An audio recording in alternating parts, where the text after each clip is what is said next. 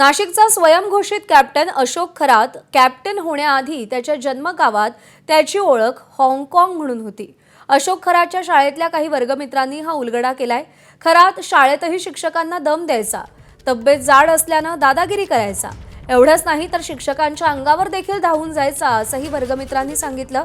परंतु त्याला आपला वर्गमित्र म्हणण्याची लाज वाटते असंही त्याच्या वर्गमित्रांनी म्हटलंय.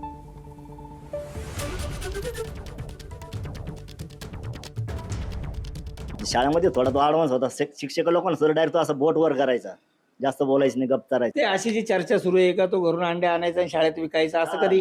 ते अंडे आणत होता.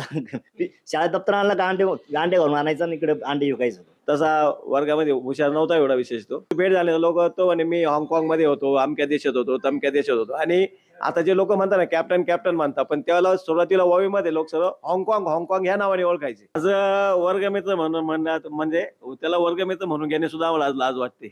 खरं सांगायला काही हरकत नाही. आणि खूप किळसवाना प्रकार आहे. त्यावेळी परिस्थिती अत्यंत गरिबीची होती त्याची. राहणीमान साधं सिंपल, कपडे जुने पाने एकदम, बाकी काही जास्त काही नाही. मंदिरात नेहमी भेट व्हायची, ईशानेश्वर मंदिरात. तुम्ही जायचे तिथं मंदिरात भेट व्हायची, काय कधी असं काही होईल असं वाटलं होतं का? नाही, असं स्वप्नात तर कल्पना नव्हती.